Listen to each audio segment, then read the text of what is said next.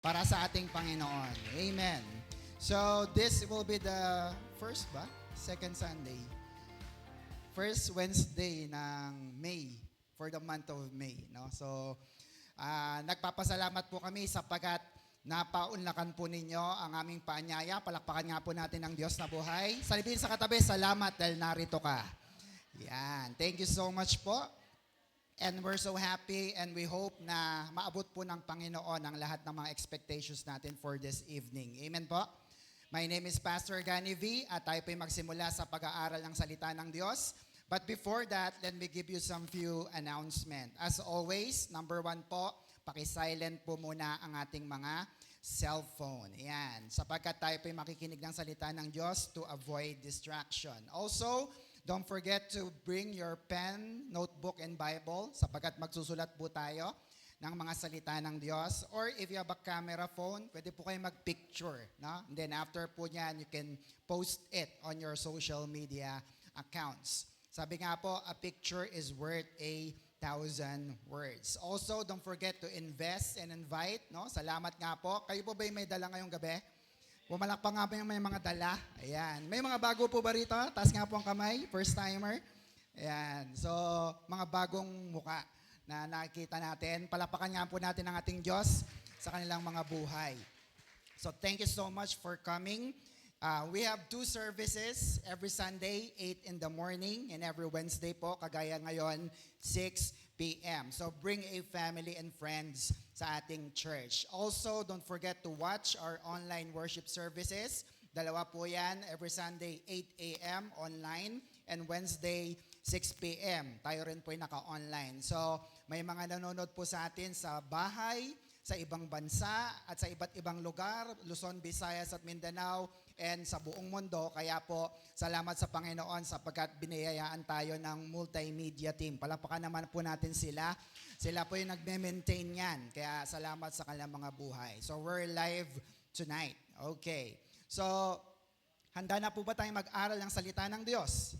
Amen. Sige po, kung handa na tayong mag-aral ng salita ng Diyos, sabay-sabay na tayong magdeklara ng deklarasyon ng pagpapala in 3, 2, 1, go! In Jesus, I am super blessed. I am Macarius. Say it every day. Amen? Sapagkat pag sinasabi natin ito, it is a declaration of faith to be spiritually well-fed, emotionally happier, and materially super blessed dahil po sa ating Panginoong Jesucristo. Hallelujah. So ano po ba yung Macarius? It is the Greek word na mamaya ay pag-aaralan din natin sa ating topic. So let's move on with our series every Wednesday entitled, ano pong title?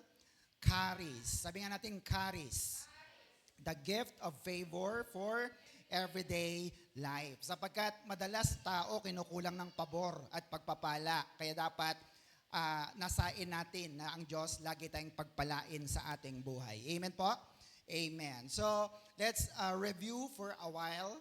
Tingnan natin yung natutunan natin noong nakaraang Wednesday. Why should God bless you? Bakit nga ba kailangan pagpalain ka ng Diyos? Bagaman hindi ka naman masyadong mabait. Tama ba mga kapatid?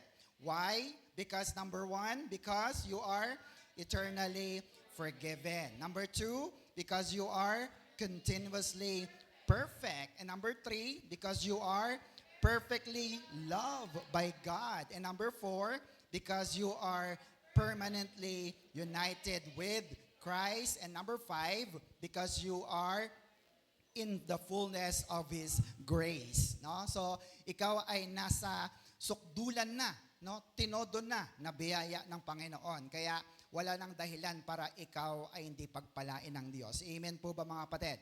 Diba? Ano po bang biyaya or grace? Diba? It is something that is given to you though you don't deserve it. No? Bagaman tayo ay hindi deserving, pinagpapala pa rin tayo ng Diyos kasi mayaman ang kanyang biyaya. Amen po ba? Amen. So next po, the greatest thing that ever happened to us is when? When we got born again. No? Sino po ba yung mga na-born again na rito? Taas nga ang kamay. Saan tayo na-born again? Sa ating alam natin yan. But later on, I will explain that thoroughly. John chapter 3, verse 3. Ito pong sabi ni Lord Jesus in reply Jesus declared, I tell you the truth. Gusto niyo ng katotohanan? Sabi ni Jesus, no one can see the kingdom of God unless he is born again. No? Hindi mo makikita ang kaharian ng Diyos malibang ikaw ay ipanganak na muli. Talon tayo sa verse 6. Sige, talon tayo. Ayan. Verse 6, flesh gives birth to flesh. Ang laman na ito, mga anak din ng laman na baby. Natural birth ang tawag doon. But look at this.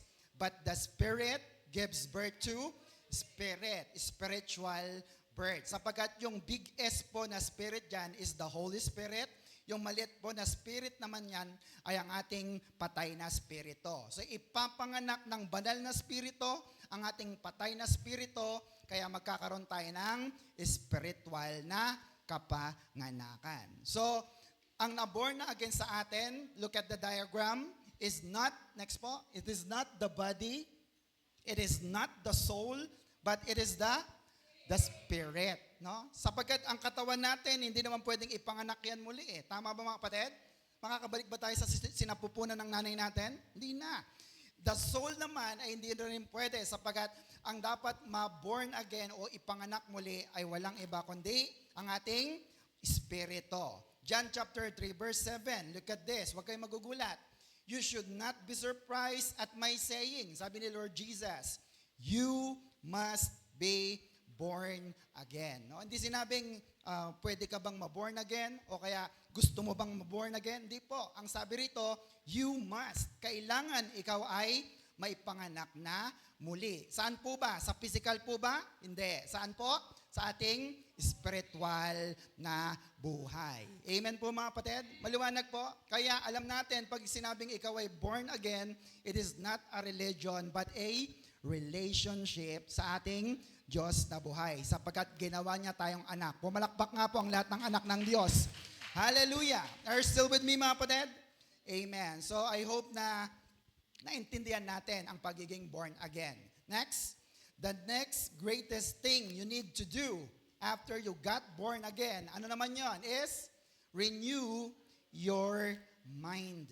Amen mga kapatid? Sapagkat ang pagiging born again is in the spirit, pero ang pagbabago ng isip or renewing the mind is in the soul part, sa ating kaluluwa. So, the moment you got born again, dapat mabago natin ang ating kaisipan. Can you hear amen? Maliwanag po ba? Sino sa inyo ang nabago ng kanyang kaisipan at sinabi niya, paglinggo dapat para sa Diyos yan? Meron ba mga kapatid? Amen? Nabago ka kumain, dapat nagdadasal. Amen mga kapatid? Nabago ka matulog, ikaw ay nagbabasa ng salita ng Diyos. At pagkagising sa umaga ay nagbabasa rin. Amen? Bakit? Kasi dati hindi ka ganon, nabago ang iyong kaisipan, nabago na ito, kaya ginagawa mo na ang kalooban ng Diyos. Can you hear amen? Amen. Why? What is next? What is our part to see the blessings of God? Sapagkat pag hindi mo nabago ang iyong kaisipan, hindi mo makikita ang pagpapala ng Diyos. Gusto niyo po bang makita ang pagpapala ng Diyos? Amen. Next po, sabi rito, seeing God's blessing requires what? Renewing of the mind. No? Gusto niyo po bang makita ang pagpapala ng Diyos? Ano pong sabi? You need to renew your mind. Sa tingin mo ba, ikaw ay mayaman na? O hindi pa? Renew your mind. Okay naman sa totoong, hindi pa nga ako mayaman, pastor eh. Pero pag binago mo na ang isip mo, may magagawa ba sila? Wala. Sapagkat ikaw na mismo ang nag-decide niyan. Can you hear amen? Ikaw ba'y naniniwalang ikaw ay mayaman na kahit wala ka pang sariling bahay? Kahit wala kang sariling kotse? Kahit walang masyadong alahas? Bakit? Sabihin niyo po sa akin kung bakit, pastor. Sapagkat ikaw ay anak ng napakayaman na hari na mga hari, Diyos ng mga Diyos, Panginoon ng Panginoon. Can I hear amen? Amen. So, dapat ang isip mo, mayaman ka na rin. Sapagkat ikaw ay anak na ng mayaman na Diyos. Can I hear amen? Amen. Next po, renew your mind means change the way you think. Ibahin mo ang pag-iisip. Make it new. Pag naisip mo na luma na kaisipan, baguhin mo. Or think new thoughts. Mag-isip ka ng mga bagong kaisipan. Ano yung mga kaisipan na yon? Nasa baba. Think God's thoughts about you. Amen mga kapatid? Alam niyo po ba kung anong iniisip ng Diyos sa atin? Alam niyo po ba ang mga napakagandang plano ng Diyos sa atin? Malalaman natin ito pag nagbago tayo ng isip. Look at this. Binigay ko sa inyo na nakaraan. Renew your mind, think God's thought about you. Sabihin nga natin, I am what the Bible says I am. Ako nga ang binabanggit ng Biblia na sinasabing ako nga. Next, I have what the Bible says I have. Mayroon ako ng bagay na sinasabi ng Biblia na mayroon ako. Amen mga kapatid? Kung ano man yung gusto mo na yan, basta nasa Biblia, magkakaroon ka sapagkat sabi ng Biblia. Amen? Next, I can do what the Bible says I can do. Na minsan ay tinatamad ka na, ayaw mo nang magpatuloy, nawawalan ka ng pag-asa. Good news. You can do what the Bible says you can do. And how can you do that? Next po ulit. Renewing of the mind. It means agreeing with God's thoughts about you. Of course, pag sinabi ng Diyos na mayaman ka na at sabi mo, hindi pa ako mayaman. So, nag-a-agree ba kayo? Hindi po. Dapat ay nag-a-agree ka, sumasang-ayon ka muna sa sinasabi ng Diyos para mangyari ito sa ating buhay. Can you hear amen? Amen po. Next po, sabi dyan, our thoughts must agree with God's thoughts. No? Ang kaisipan natin, dahil binabago natin, dapat ito'y sumasang-ayon, nag-a-agree. Saan daw po? Saan daw po? In God's thoughts or mga kaisipan ng Diyos. Pastor, paano ba natin malalaman ang mga kaisipan ng ating Diyos na buhay? Next po, ito ang sagot. The Bible is what? Is God's written thoughts. Kaya kapag may Biblia ka, nagbabasa ka ng Bible, nag-aaral ka ng mga salita ng Diyos, at nabasa mo ron na ikaw ay mayaman na, nabasa mo na may maganda kang kinabukasan, nabasa mo na ikaw ay magaling na, at sinakyan mo ito, sinang-ayunan mo ito ang mangyayari sa ating mga buhay. Can you hear amen? Amen po ba mga kapatid? Because the Bible is God's written thoughts. Ang tanong ay, ilang verses na ang alam nyo sa Bible? Marami-rami na ba? Marami-rami na po ba? Amen. So, kailangan natin ang salita ng Diyos sapagkat ang salita ng Diyos ang magpapanganak sa ating born again spirit. Look at the diagram again. Tingnan nyo, spirit, soul, and body. In our spirit, sa ating spirito, it was conceived with the life of God. No? Ito'y ipinagbuntis ng salita ng Diyos, kaya ang ating spirito ay ipinanganak mula sa salita ng Panginoon. Anong mangyayari? Romans chapter 12, verse 2. Nakakasunod po ba kayo? Tingnan nyo po ito. And do not be conformed to this world. No? Huwag ka nang sumang-ayon sa takbo ng mundong ito. Anong gagawin? But be transformed by the renewing of your mind, that you may prove, no, mapapatunayan mo, what is that good and acceptable and perfect will of God. No? Ano pong gagawin natin para mabago tayo? Before you will become transformed, you need to renew your mind. Kaninong kaisipan? Sa katabi mo ba? Hindi po. Ang sabi diyan, renew your mind. Ang iyong sariling kaisipan. Look at the diagram again. Tingnan niyo po ito. Sa ating pong kaluluwa, ang born again spirit natin ay nasa spirit. Ang kaluluwa, nandun po ang renewed mind o nabagong isip. Kaya pag nabago ang ating kaisipan, ito pong espiritu na meron pong koneksyon sa Diyos ay magpa-pass through. Tatawid po sa kaluluwa, hindi na siya maharangan at ito po yung makakatawid saan? Sa ating body. Kaya yung Macarius, kaninang dineklara natin, ang ibig sabihin noon, super blessed and happier than happy. Kahit na deklara ka ng deklara na super blessed ka, happier than happy, minsan hindi ito nangyayari sa buhay mo. Bakit? Dahil sa iyong kaluluwa, you have unrenewed mind. But if you have a renewed mind, makakatawid na ang Macarius life sa iyong kaluluwa, naniniwala ka na sa sinasabi ng Diyos kahit hindi mo pa ito nakikita, at ito po yung mangyayari sa iyong katawan. Nasasabi mo, aba, mayaman na nga ako. Can you hear amen? Amen po mga kapatid? And God can do that to us.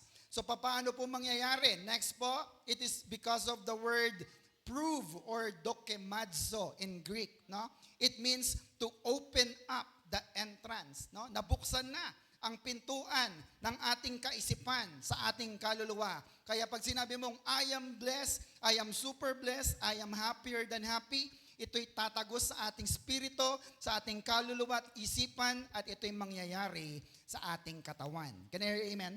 Do you get that, mga kapatid? Amen. So, mangyayari lamang ito because we have a renewed mind. Amen po ba, mga kapatid?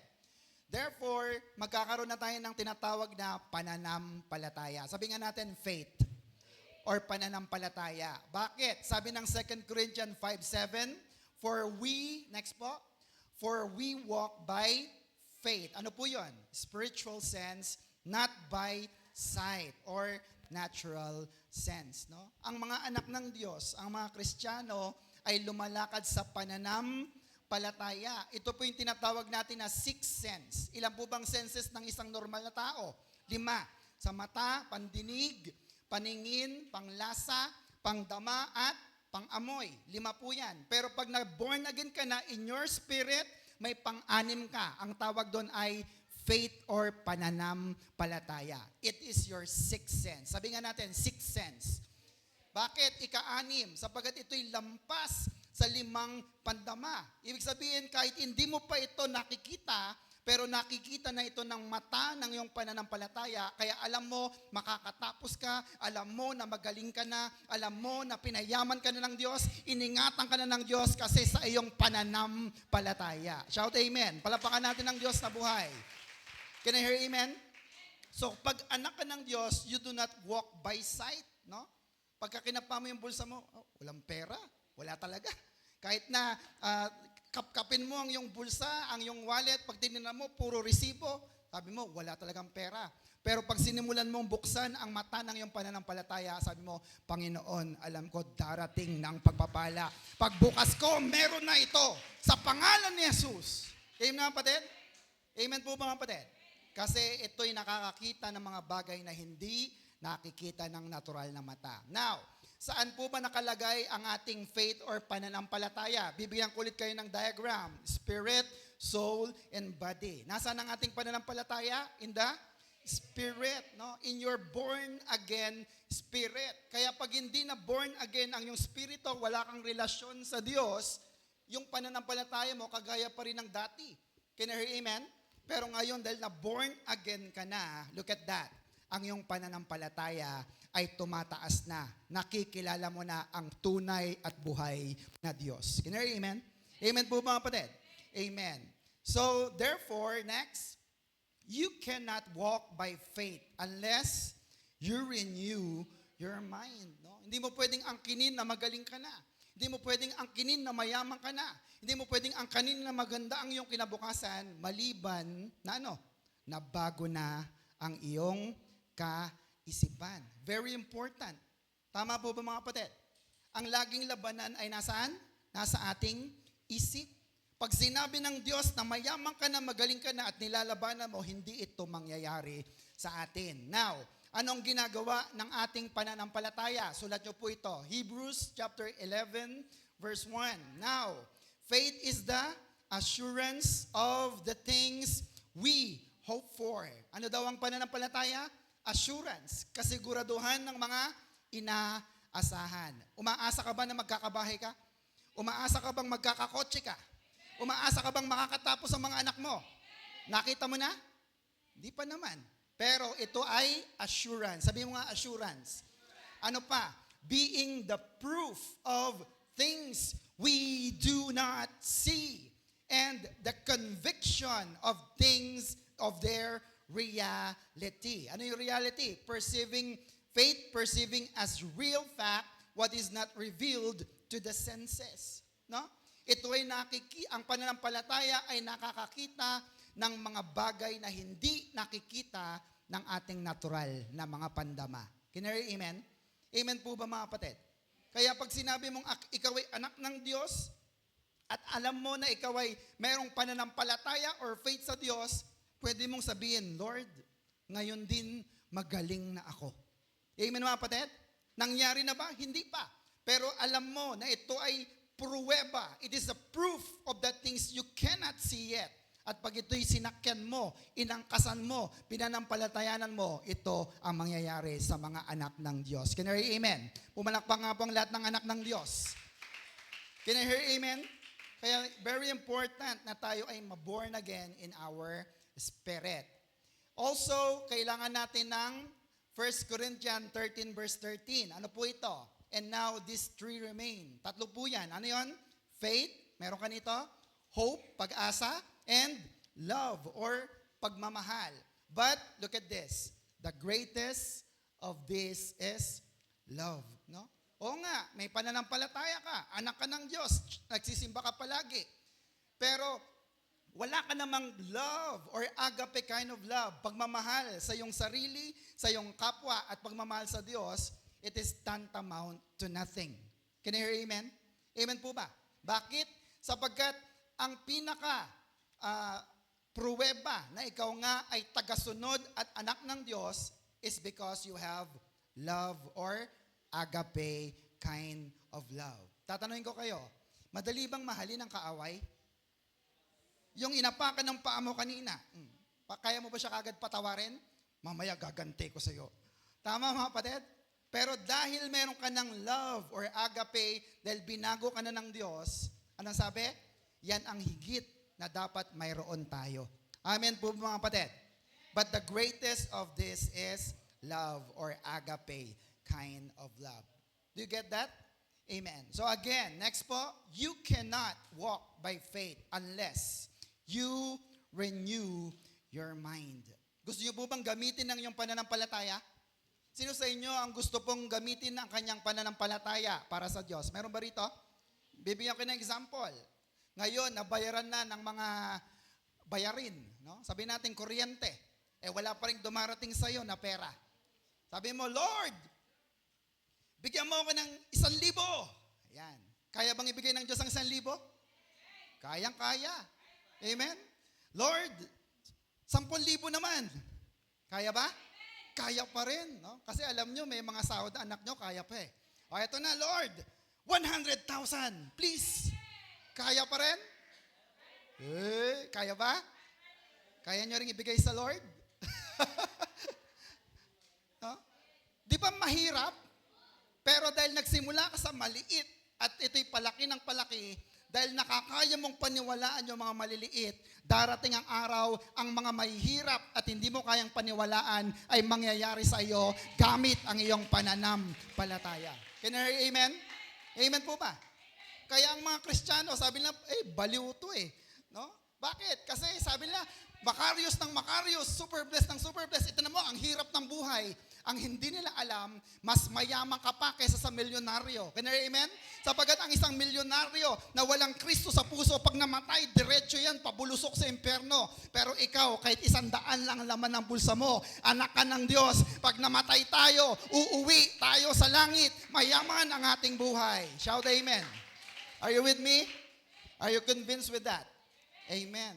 Kaya kung wala kang pananampalataya, hindi ka makakagamit ng, kung hindi nababago ang iyong isip, hindi mo magagamit ang iyong pananampalataya. Look at this. Amos chapter 3 verse 3. Look at this. Can two walk together except they agreed? No? Ang dalawang tao ba ay pwedeng maglakad ng sabay malibang sila yung magkasundo? Sabi niya, hindi, SM tayo. Sabi naman, hindi, sa church tayo. O, ano mangyayari? Tama mga kapatid? Pag sinabi, hindi, SM tayo pareho. Edi sabay sila. Amen po ba mga kapatid? Therefore, you need to agree. The word is agree. Sabi nga natin, agree. No? Umayon ka muna. Sumang-ayon ka sa anumang sinasabi ng Diyos sa Biblia. Next, sabi rito, walking by faith is, look at this, agreeing with God regardless of what you see in the natural. No? Umaayon ka sa Diyos regardless. Kahit pa sa tingin mo, wala nang pag-asa. Kahit sa tingin mo, wala talaga Lord walang laman. Tama mga kapatid? Ang tawag doon ay paglakad sa pananampalataya. Do you get that mga kapatid? Amen. Kaya minsan gamitin natin ang faith natin. Lalo na sa mga pagkakataon na imposible itong mangyari. Amen po ba mga kapatid? Because regardless of what you see, God can work and do miracles sa lahat ng naniniwala. Miracles happen to those who believe. Shout amen. Amen po ba? Amen. Sa mga hindi naniniwala, wala kayong milagro. Walang matatanggap kahit ano sa Diyos kasi ayaw nga ninyong maniwala. Ganitong nangyari kay Simon Pedro. Kilala niyo po si Pedro? Luke chapter 5 verse 4. Sabi rito, when he finished speaking, he said to Simon, push the boat out further to the deep water, and you and your partners let down your net for a catch. No? Sabi ni Lord Jesus, dalhin mo ulit yung bangka mo sa malalim. Ilaglag mo ang lambat at kayo mangisda. Verse 5, tingnan nyo. Master, Simon answered, we work hard all night long and caught, ano daw? Nothing. Master, guro, nangisda na kami buong gabi. Wala kaming huli. But if you say so, look at the keyword. But if you say so, dahil sinabi mo, Kristo, I will let down the nets. Amen mga kapatid? Dahil sinabi mo, gagawin ko, I will let down the nets. Verse 5, look at the miracle. Verse 6, they let them down, the nets yon, and caught, look at that, and caught such a large number of fish that the nets were about to break. No? Nung inilaglag nila ang kanilang lambat, ano nangyari? Nakahuli sila ng hindi lang basta marami, napakaraming isda na halos mapunit ang kanilang mga lambat. Anong susi? Dahil sinabi ni Kristo. Sinabi ng Panginoon. Amen mga kapatid? Kung tumanggi si Pedro, Lord, tama na. Tinago na namin ang lambat namin. Pauwi na kami. No?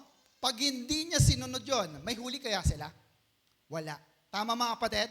Pero dahil naniwala si Pedro, kahit sa tingin niya tirik na ang araw, kahit na sa tingin niya ay wala nang mahuhuli, dahil naniwala siya, binago niya kanyang isipan sa sinabi ni Kristo.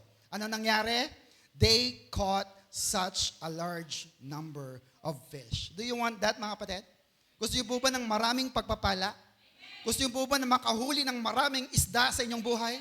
Amen. Anong gagawin? Sumunod lang tayo, mag-agree lang tayo sa sinasabi ng ating Panginoon. Shout amen. So what do we do? Next po, next. Do not disagree with God. Sabihin sa katabi, do not disagree with God. Sa kabila naman, do not disagree with God. Sabihin mo sa sarili mo, do not disagree with God. Amen po mga kapatid? Amen po ba? Pag may sinabi bang Biblia, paniniwalaan mo? Amen. Now, let's look at the 10 I ams na sinasabi ng Biblia sa ating mga buhay. Sabi nga ulit natin, I am what the Bible says I am. Amen mga kapatid? So, tingnan natin. Number 1, what is the first I am? What the Bible says I am. Number 1, everybody, I am perfectly loved by God. Pastor, sabi mo na yun nakaraan. Yes, for the benefit ng mga wala. Amen mga kapatid? At dapat ipaalala sa'yo kasi minsan nalulungkot ka, akala mo wala nagmamahal sa'yo. Kaya naghahanap ka ng magmamahal sa'yo. Amen mga kapatid? Brothers and sisters, you are perfectly loved by God. Amen po ba mga kapatid? Amen. Next question, sabi rito, do you have any idea how much God loves you? Meron ka bang kaisipan or idea kung gaano ka kamahal ng Diyos? Meron po ba? Gaano ka kamahal ng Diyos? Ibinigay niya ang kanyang sariling buhay para ikaw ay maligtas. Can you hear amen? Now, eto, padaliin na lang natin. Kaya mo bang ibigay yung buhay sa katabi mo? Tingnan mo yung katabi mo po. Yan. Kaya, handa ka bang mamatay para sa kanya? O, sa kabila naman. Sa likod. Kaya ba? O, wag na lang ako. Tama po mga kapatid. Pero si Lord, walang hesitation. Siya ay namatay para sa atin dahil mahal na mahal niya tayo. Shout amen. Amen. John 17:20, look at this. My prayer is not for them, the disciples alone. I pray also for those who will believe, the believers, in me through their message. No? Ang Diyos po, mahal din niya. Hindi lang yung mga mananampalataya. mahal din niya pati yung mga hindi pa nananampalataya. Can you hear amen? Amen po ba? Sapagkat alam nila na maniniwala sila sa mensahe ng Diyos the moment na ibinigay natin ang ating mga mensahe sa Panginoon. John 17 verse 23, I in them and you and me, may they be brought to complete unity, to let the world know that you sent me and you have loved them, yung mga Christian believers, even as you, the Father, had loved me, si Kristo. O, nakita niyo po yan? Ang Ama ay mahal na mahal si Kristo, at kung makikita natin dito, sabi diyan, even as you, the Father, had loved me, si Kristo. Si Kristo at ang mga mananampalataya ay kaisa na. Amen po ba mga kapatid? Kaya kung mahal ng Ama si Kristo, mahal na mahal ka rin ng Diyos. Amen po ba mga kapatid? Amen. Ang Greek word ng salitang even as means kathos. Sabi nga po natin kathos. It means the same manner or the same measure. Kung gaano kamahal ng Ama si Kristo, ganun din ang pagmamahal niya sa kanyang mga anak. Ang walang iba kundi ang mga mananampalataya. Can I hear amen? Amen.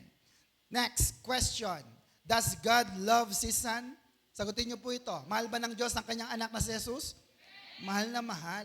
Kaya mahal ka rin ng Diyos. Amen? Next. Is God pleased with His Son? Natutuwa ba ang Ama kay Kristo? Amen. Kaya natutuwa at tuwang-tuwa rin ang Diyos sa atin. Brothers and sisters, if anyone is in Christ, he is a new creation. All things has passed away. Behold, new things has come. Ikaw ay bagong nilalang na, anak ka na ng Diyos, kaya mahal na mahal ka at natutuwa ang Diyos sa atin. Shout amen. Amen. Next, number 2. Number 2 po. Because I am completely forgiven. Mahalaga po ba ito? Maintindihan natin na dapat tayo ay pinatawad na sa lahat ng ating mga kasalanan. Or else, walang lalapit sa Diyos. Pag pinag-pray mo, ikaw bang mag-pray, sister? Ay, ayoko. Bakit? Kasi makasalanan ako. Well, look at this. Colossians chapter 2, verse 13. Nakakasunod po ba? Tingnan niyo po. When you were dead in your sins and in your uncircumcision of your sinful nature. Tingnan niyo po nangyari. God made you alive with Christ. Look at the next line. He forgave us all our sins. Sabi nga natin, all. Ilan ang ipinatawad na ng Diyos sa ating mga kasalanan? All. Amen mga kapatid? Dapat mong maintindihan ito. Para pag lumapit ka sa Diyos, hindi ka mahihiya. Para pag lumapit ka sa ating Panginoon, ay hindi ka magdadalawang isip. Amen po ba mga kapatid? Alin at ilan ang kasalanan na pinatawad ng Diyos? Let me show you the comparison ng mga salitang Greek word. No? Tingnan niyo po ito. Pag sinabing few, it means oligos. Kaunti. Some, no? Iilan. It means hos in Greek. Many, it means pulos. No? Sa Saudi, ganun po. Pulos, marami. And the word all is pas. No? Nakita niyo po yon? Ang Diyos po, hindi pinatawad ang few or oligos, hindi some of our sin, hindi many of our sin. Ano po yung ginamit na salita kanina? All of our sins. Pas. Amen po mga kapatid? Kaya minsan yung ating pong pastor, tinatawag natin pas. Pas. No? Sinashortcut nila yung word na pastor. Medyo may katotohanan. Bakit? Kasi minsan, si pastor na ang lahat. Siya na ang naglilinis, siya na ang naghahatid, siya pa ang magtuturo. Amen mga kapatid? Kaya pas, lahat talaga ginagawa niya. Amen po mga kapatid? Pero itong mas maganda. All means pas. Lahat ng kasalanan na kaya mong banggitin ay pinatawad na ng ating Diyos na buhay. Shout amen. Palapakan natin ang ating Panginoon. Do you believe that? O sabi ng iba, hindi, makasalanan pa rin ako. Well, kung hindi mo kayang agrihan yan, hindi ka mapagpapala ng Diyos. Amen? Next, number 3. Ano po ito? I am holy and righteous like God. Tingnan mo ngayong katabi, mukha bang banal? Mukha bang righteous? Umatuwid? No? Kanina lang gumawa ng kasalanan to pa. No? Tama ba? Pero kaya mo bang paniwalaan na ikaw ay banal na? Amen po ba mga kapatid? Amen. Bakit? Anong sabi ng Biblia? Ephesians 4:24. And to put on the new self. Ano yon? You're born again spirit. Bagong pagkatao mo. Created to be like God in true righteousness and holiness. Ano yung nilikha sa atin ng Diyos? True righteousness and holiness. Totoong katuwiran at kabanalan. Now, ang pinaka-keyword dito ay ang salitang created. Sabi mo nga created. Yan. Ang Greek word ng salitang created means kistenta. Sabi nga natin, kistenta. Very good. It is a Greek verb. It means in a passive voice. Ginamit po ito bilang passive voice na ang ibig sabihin ay ito. This is not something we do. Hindi dahil ito'y nang ginawa mo, kaya ka naging matuwid o banal, but it is something done to us. Amen mga kapatid? Amen po ba? Ito ay isang bagay na hindi mo ginawa, kaya ka matuwid. Bakit ka naging matuwid? Kasi nagbigay ako sa church. Bakit ka naging matuwid? Kasi nagdasal ako buong linggo. Hindi po. Naging matuwid ka, naging banal ka dahil sa ginawa ni Kristo sa krus ng Kalbaryo. Amen? Amen mga kapatid? Or else, pag sasabihin mo na mabait ako, sa susunod na araw, mabait ka pa ba? Sasabihin mo banal ako, sa susunod na mga buwan, banal ka pa ba? Parang hindi na. Tama ba mga kapatid?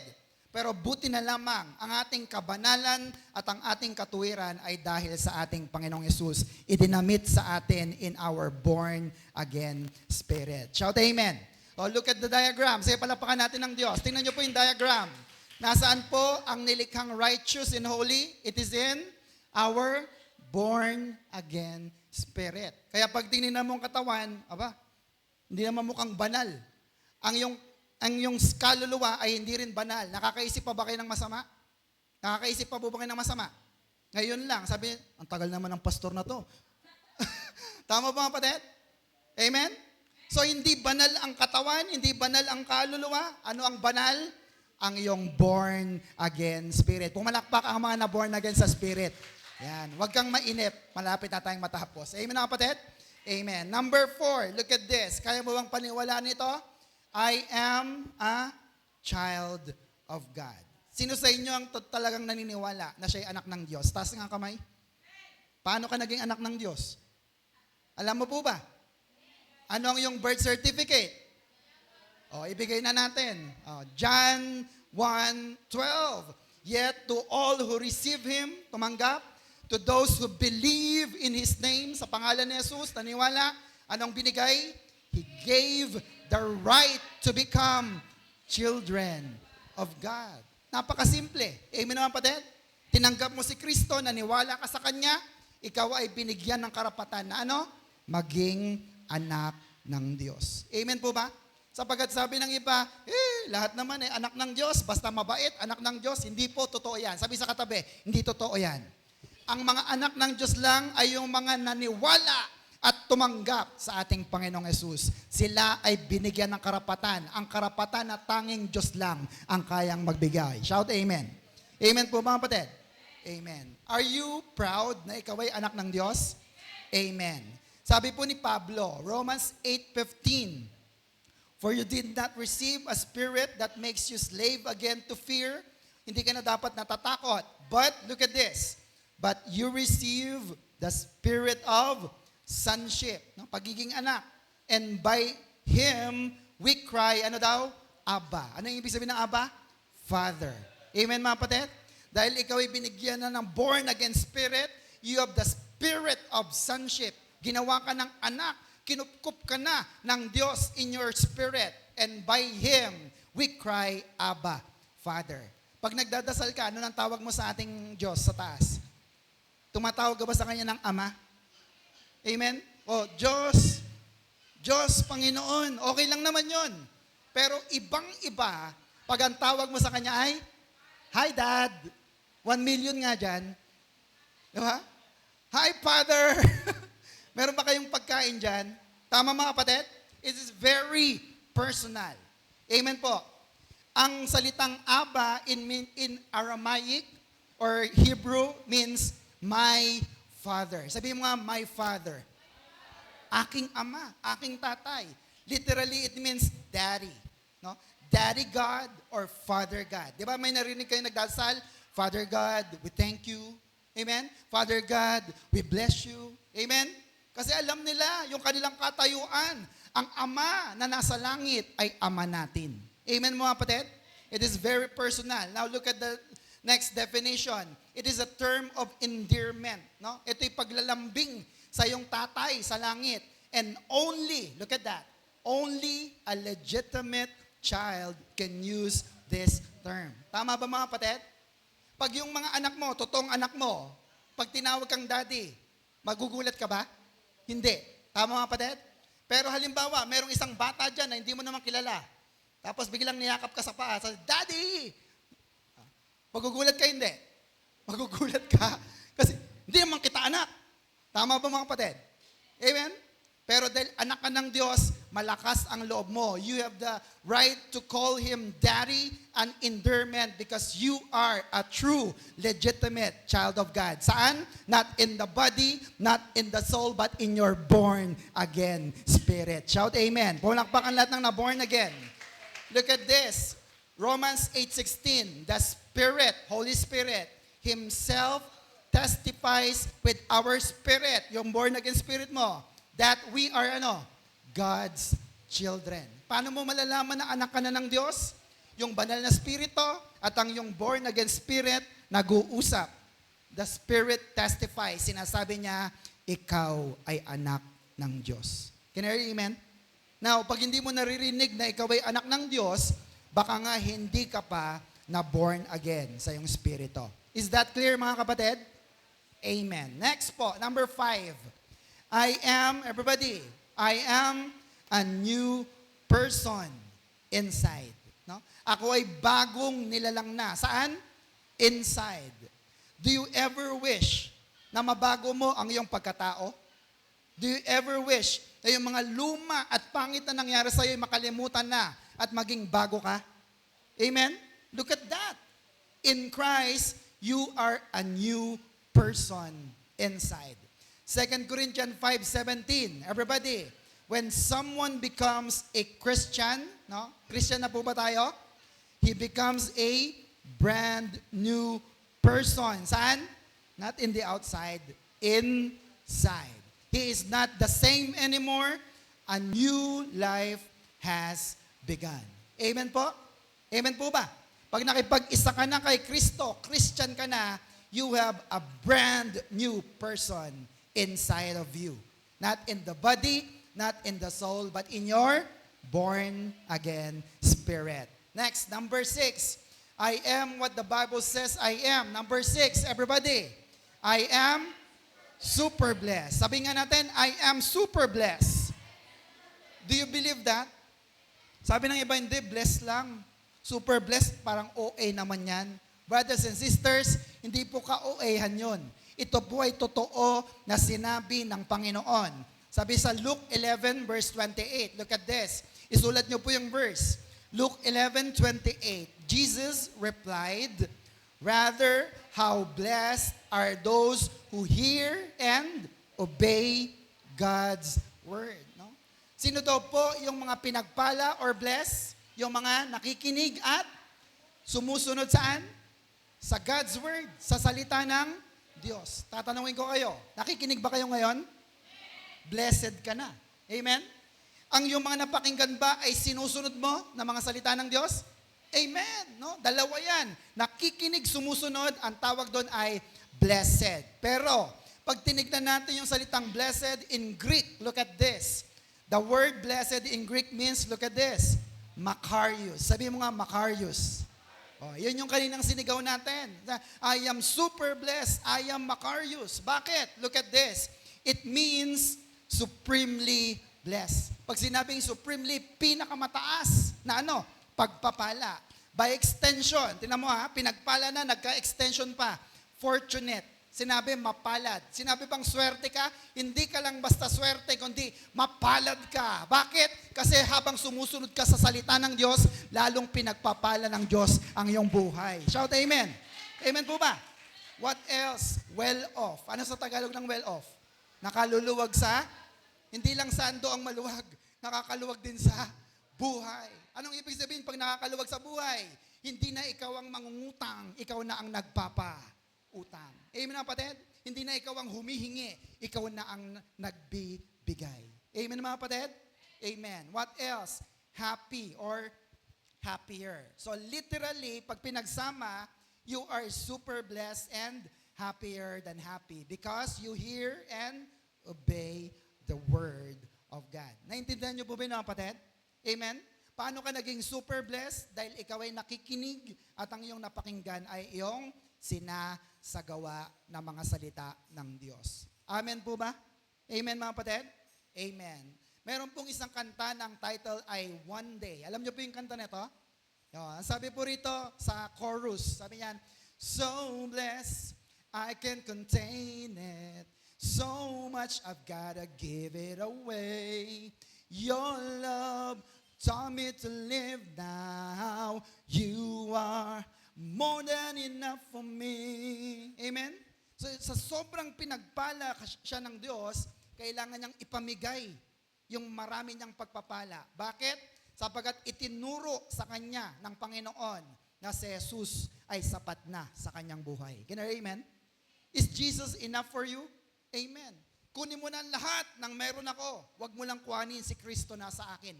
Sapagat ang lahat ng pagpapala ko, ang super blessed and happier than happy, ay dahil nagmumula sa ating Panginoong Kristo. Shout amen.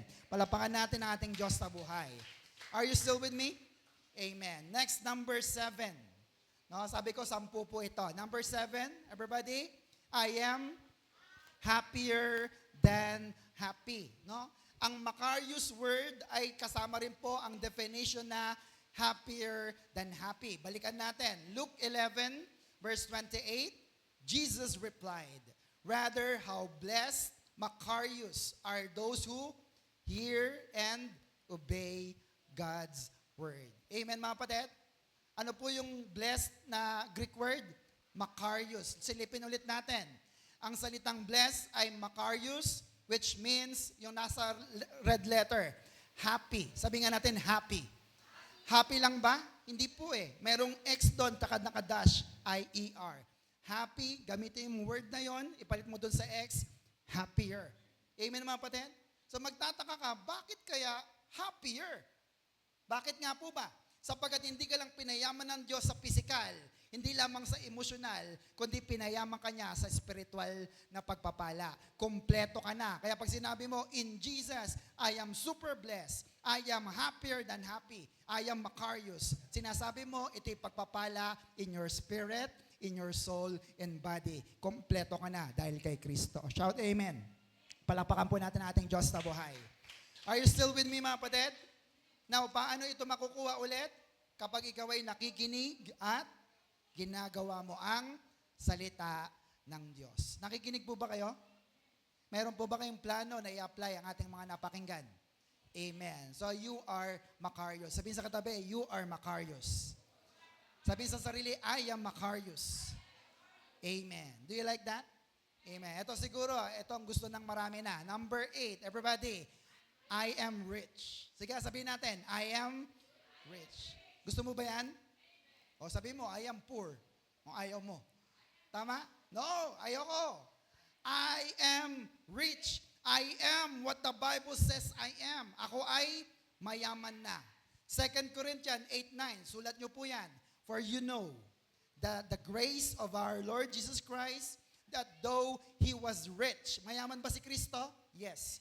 Yet for your sake, dahil sa iyo, dahil sa akin, He became poor. Naghirap siya.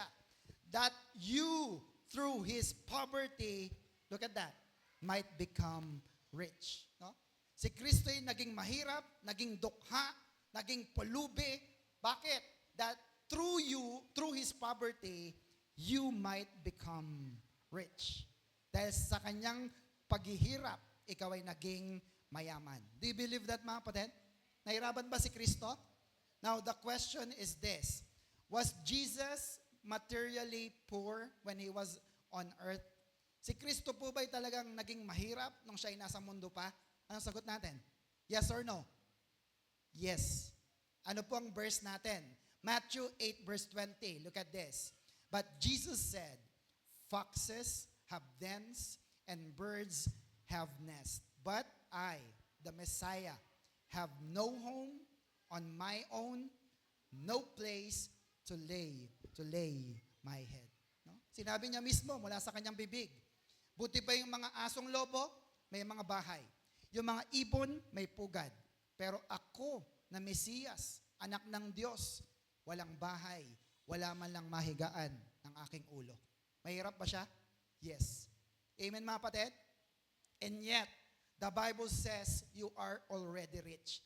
Dahil sa kanyang paghihirap, ikaw at ako ay naging mayaman na. Can you hear amen? Amen po mga kapatid? Sapagkat kung hindi naranasan ni Kristo ang pagiging mahirap, hindi niya rin maiintindihan ang kalagayan ng maraming mga tao. Amen po ba mga kapatid? Ano po bang mas marami sa mundo? Mayaman o mahirap? Mahirap. Tama mga kapatid? Kaya nga ang Panginoon ay pumunta para sa mga may sakit, hindi sa mga malulusog. Tama mga kapatid? Siya ay pumunta sa lupa para iligtas ang lahat ng mga naghihirap. Brothers and sisters, pag pinaniniwalaan mo, sabi mong ikaw ay mayaman na, ikaw nga ay tunay na mayaman na dahil kay Kristo. Shout amen. Palapakan natin ang Panginoon. Do you believe that? Do you believe that? Amen. Number 9, malapit na po tayo, dalawa na lang. I am healed. No, sino sa inyo ang merong sakit karamdaman at gustong gumaling? Meron ba rito? Pinagaling na. Amen. Palapakan natin ang Diyos na buhay. And yet, para may bala ka, baka dumating ang sakit karamdaman. Sabi mo, I am healed. I am what the Bible says I am. Bakit po? Tingin kayo sa akin. Hindi po masarap na ma-hospital. Tama ba mga kapatid? Hindi maganda na ikaw ay nakaratay sa ospital. Tama mga kapatid? Sapagkat napakaraming test, ang daming karayom, itutusok sa'yo. No? Tama ba? At habang ikaw ay tinutusukan ng kung ano-ano, tumataas naman ang bill mo, lalo kang kinakabahan. Tama mga kapatid? So declare this. Sabi mo, I am healed. Panginoon, magaling na ako. Ano man na mangyari, magaling na ako. Ako'y nananampalataya. Shout amen. Ano ang verse natin dyan? Let me just give you some verses. 1 Peter 2:24. Sulat nyo po. Who? Sino yan? Christ Himself bore our sins in His body, His own body, on the tree or cross, that we, having died to sin, might live for righteousness. Look at the next line. By whose stripes. Kanino yon? Kay Kristo, you were healed. No? Dahil sa kanyang latay, stripes, ikaw ay magaling na. Hindi sinabing, you are going to get healed. You are healed. Hindi ka gagaling pa lang. Ikaw ay magaling na. Now, nasa sayo yan kung paniniwala mo o hindi. Amen mga kapatid? Ang sabi rito, you are healed, past tense. Pag naniwala ka, Panginoon, sa iyong latay at sugat, ako ay magaling na, ikaw nga ay tunay na magaling na. Can you hear amen? Amen po ba? Sige, palapakan natin ang Diyos. Now, it depends really on the need of people. Sapagkat maraming taong may sakit karamdaman. Maraming ikaw ay malusog, kaya wala kang masyadong, hindi mo masyadong naintindihan ito. Pero sa mga may sakit at karamdaman, alam nila na kailangan nila ng kagalingan. Can you hear amen? Amen. So the question is this. Were Jesus' stripes heal physical or spiritual diseases? Yung bang mga latay ni Kristo sa kanyang katawan, ano po bang ginamot nito? Physical na mga sakit o spiritual na sakit? Ano pong sagot nyo? Yung mga latay ni Kristo, ano po ang mga ginamot niyan? Yung mga physical na sakit natin, cancer, buni, no? Ano ba? Lahat na. O mga spiritual na mga sakit. Amen mga kapatid? Ano nga po ba? Physical or spiritual? All of the above. Tama naman po yun. Amen mga kapatid? Pero sa pag-aaral, tingnan niyo po ito, ayon sa aking research, may mga nagsasabi na si Kristo'y tumanggap ng 39 lashes.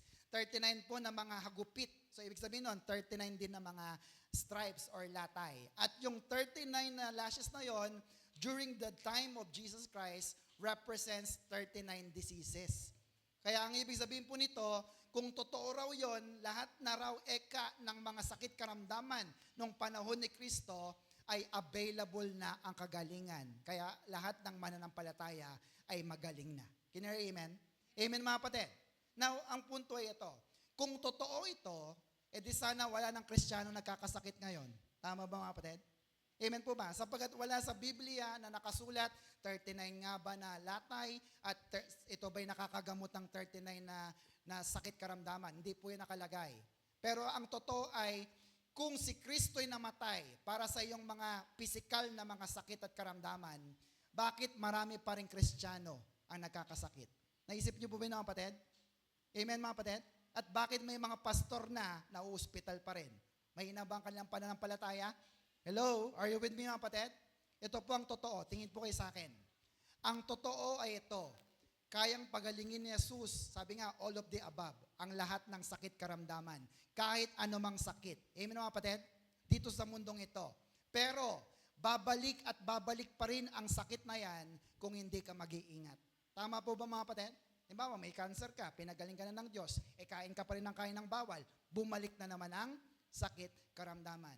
So we can conclude, hindi lang sakit karamdaman sa pisikal ang ginamot ni Kristo. Ang focus ng Diyos ay hindi lang mga material o literal na sakit, kundi spiritual na sakit ng tao. Sapagat pag ginamot mo ang loob, ang spiritual, magagamot na rin, maging ang iyong inside papalabas sa iyong katawan. Can you hear amen? Palapakan natin ang Diyos ng buhay. Are you still with me mga kapatid? Sapagat nung si Kristo'y dumating, hindi siya namatay para lamang sa mga cancer, para lamang sa anumang mga viruses na yan. Mahina yan. Ako nga nang naglilinis ako ng motor, sabi ko, Lord, talaga bang ang ginamot mo yung mga matitinding mga sakit lang? Kung ikaw ay matalino, ano ang pipiliin mo? Yung temporary na gamot sa sakit mo o yung panghabang buhay na gamot sa sakit? Ano po ba sa inyo? Yung gusto mo bumibili ka lagi ng gamot o yung hindi ka na iinom ng gamot kasi magaling ka na? Di ba? Ang Diyos napakatalino at ang ibinigay niya hindi lang basta gamot sa mga sakit karamdaman, cancer o anumang mga viruses. Ang ibinigay niya ay ang kompletong kagalingan, ang kagalingan sa ating spiritual na buhay. Amen mga kapatid? Sapagkat pag ikaw ay may relasyon kay Kristo, na born again ang iyong spirito, hindi maaapektuhan ang iyong relasyon sa Diyos kahit may sakit at karamdaman ka. Amen mga kapatid? Kaya ang mga Kristiyano, kahit alam mo, diba? Kristiyano ka, meron kang pananampalataya sa Diyos, tinamaan ka ng matinding sakit karamdaman. Hindi ka natatakot na mamatay kasi alam mo, kahit mamatay man tayo, uuwi pa rin tayo sa piling ng ating Diyos na buhay. Shout amen. Are you with me mga kapatid? Amen. Therefore, yung mga sakit karamdaman na ito, pinagaling na ni Kristo, pero higit sa lahat, ang pinagaling niya ay spiritual na sakit natin. Amen naman kapatid? Ano yun? Pag hindi ka naging anak ng Diyos, pupunta ka sa impyerno. Gusto niyo po ba yon? Hindi. Pag naging anak ka naman ng Diyos, uuwi tayo sa langit. Pumalakpak nga po ang lahat ng gustong pumunta sa langit. Then you must be born again with God. Amen mga kapatid? Madalas tayong nag-Holy Communion at ganito pong sabi, 1 Corinthians 11:24, He broke it and said, take it, this is my body, which is broken for you. Diba? Tinuturo natin, pag tayo nag-Holy Communion, ito ay nakakagamot ng ating mga sakit karamdaman. Well, partially, yes. Sapagat yung iba po ay hindi naman ito ginagawang banal. At yung iba po ay ginagawa lang itong ritual. Kaya ano nangyari? May pasubali. 1 Corinthians 11:29-30. If you eat the bread or drink the cup, yung tinapay, tsaka yung cup, yung katas ng ubas, if you eat the bread and drink the cup unworthily, no? Kinain mo ito na hindi ka karapat-dapat, not honoring the body of Christ, look at that. You are eating and drinking God's judgment upon yourself. No? Hinahatulan mo ng sarili mo sapagkat hindi mo pinapahalagaan ang katawan at dugo ni Kristo. 30, tinan nyo, sabi, that is why many of you are, matamlay, weak and sick, may sakit, and some had even died. Kahit Kristiyano na, kung hindi mo pinapahalagahan ang katawan at dugo ni Kristo, pwede ka pa rin magkasakit, mamatay. Amen mga kapatid? Amen po ba? Kaya buti na lamang po, hindi lang basta sakit sa katawan ang tinugunan ng Panginoon, kundi spiritual na sakit. Para anuman na mangyari, sigurado tayo, uuwi tayo sa ating Diyos na buhay. Shout amen. Palapakan natin ang Panginoon. Kaya huwag kang matakot na mamatay. Can you hear amen? Sapagkat meron tayong Kristo sa puso. So, tama po ang salmista. Sulat nyo po ito. Psalms 147 verse 3. Look at this. Naiintindihan nyo po ba yun, mga kapatid? Amen? Sabi ng salmista, He is the healer of the brokenhearted. Saan yun? Inside. No? Ginagamot ng Diyos ang ating kaloob-looban, brokenhearted, and He is the one who bandages their wounds. Saan yun? Outside. Ang mga doktor, mga espesyalista, magagaling, ito lang ang kayang gamutin. Outside. Amen, mga kapatid? Pero ang Diyos natin, kayang gamutin inside and out. He heals our brokenhearted and bandages our wound. God is our healing God. Shout amen. Palapakan po natin ang ating Diyos na buhay. Do you believe that? Amen. And finally, panghuli, I am what the Bible says I am. Ano po yon? Number 10, I am like Christ. No? Tingnan mo ngayon katabi, kamukha ba ni Kristo? No? It is a privilege na ikaw ay maging kamukha ni Kristo. Tama ba, mga kapatid? Amen po ba? Bakit? Kasi si Kristo na ata ang pinaka-banal, pinaka-mabait na makikilala mo na tumungtong sa mundong ito. Amen po ba, mga kapatid? Kaya kung ilalapit ka man sa Kanya na para bang kamukha mo siya, aba, pribilehiyo yun. Tama, mga kapatid? Amen. Now, declare it, I am like Christ. 1 John 4:17, look at this. In this way, love is made complete among us so that we will have confidence on the day of judgment. Look at the next line. Everybody, because in this world, sa mundong ito, ano sabi? We are like Him. No? Sa mundong ito, kamukha natin. Yung Him na yon ay walang iba kundi si Kristo. Now, tumingin tayo sa ating sarili. Next po, sa ating diagram, sa ating body, soul, and spirit, saan tayo kamukha ni Kristo? Look at the body. Anong sabi dyan? Will be like Jesus. Magiging kamukha ka pa lang ni Jesus. Sa iyong kaluluwa, becoming like Jesus. Magiging kamukha ni Kristo. But in your born-again spirit, look at that. Already like Jesus. Amen po? Sapagkat kung hindi mo kamukha si Kristo, kahit pray ka ng pray dyan, walang maririnig na panalangin sa iyo. Tama po?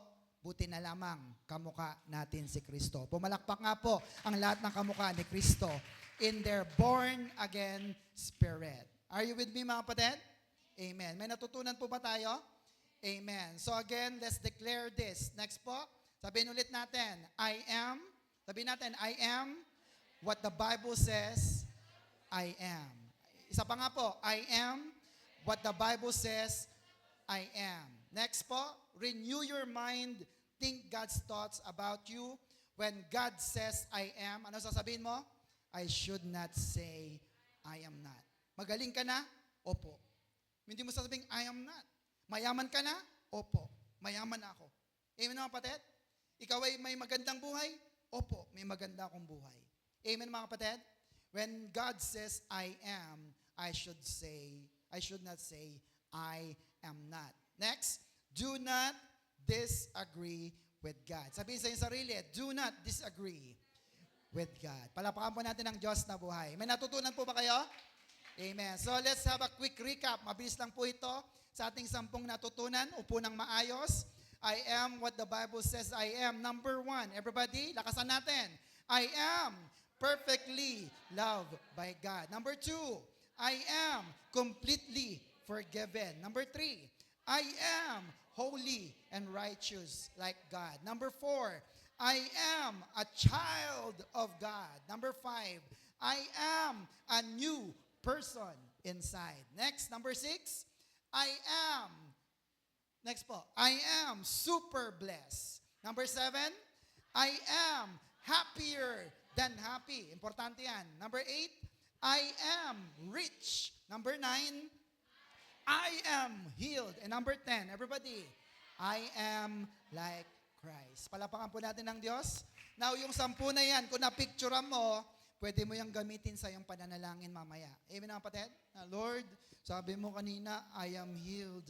Magaling na ako. Naniniwala po ako in Jesus' name. Amen mga kapatid? So next, to be continued, may 10 pa po, sapagkat 20 po yan na dapat mong ideklara sa iyong buhay. Please don't miss it. Sabi sa katabi, balik tayo sa pag-aaral next week. Amen mga kapatid? So what is our Macarius Challenge? Tayo po tayong lahat. Ano yung ating challenge? Everybody, renew your mind and agree with God. Isa pa nga po't malakas. Renew your mind and agree with God. Do you agree with God? Amen. Mangyayari lamang yan mga kapatid kung babaguhin natin ang ating kaisipan. Let us pray. Hallelujah. Ama naming Diyos na makapangyarihan, salamat po sapagkat tunay po na bagaman mabilis ang aming pag-aaral, tinuruan mo kami ng iyong mga masusustansyang mga salita mula sa Biblia. Salamat Lord sapagkat sa gabing ito, tinuruan mo kami ng mga deklarasyon na nagsasabi kung sino nga ba kami, sabi ng Biblia. Panginoon, salamat po sapagkat higit sa lahat, kami mga anak mo. At dahil anak mo kami, marami pa kaming pwedeng diskubrihin na mga salita mo. Panginoon, turuan mo kami na huwag magduda sa lahat ng mga salitang narinig namin. Sabi mo, magaling na kami. And Lord, sa mga kapatid kong narito ngayon, meron silang sakit, karamdaman, mga iniinda sa katawan, na gusto na nilang mapalaya sa kanilang katawan. Lord, isang deklarasyon lamang at sabihin namin, I am healed in Jesus' name. Panginoon, gamit ang aming faith or pananampalataya, ito'y mangyayari sa iyong anak na naririto. Kaya kapatid, habang nakataas ang iyong kamay, sabihin mo, I am healed in Jesus' name. I am super blessed in Jesus' name. I am happier than happy in Jesus' name. Hindi ka na kayang palungkutin ng mundong ito sapagkat kaya kang pasayahin ng ating Panginoong Kristo. At Lord, gaya nga po ng aming napag-aralan sa gabing ito, lahat ng ito ay maaangkin namin the moment that we got born again in our spirit. Kaya po mga kapatid, ako'y nagbabakasakali na mayroon po dito na nagnanais maging anak ng Diyos. Hindi sa natural na kapanganakan, kundi sa spiritual na kapanganakan. Kapatid, kung gusto mong maging anak ng Diyos, anak na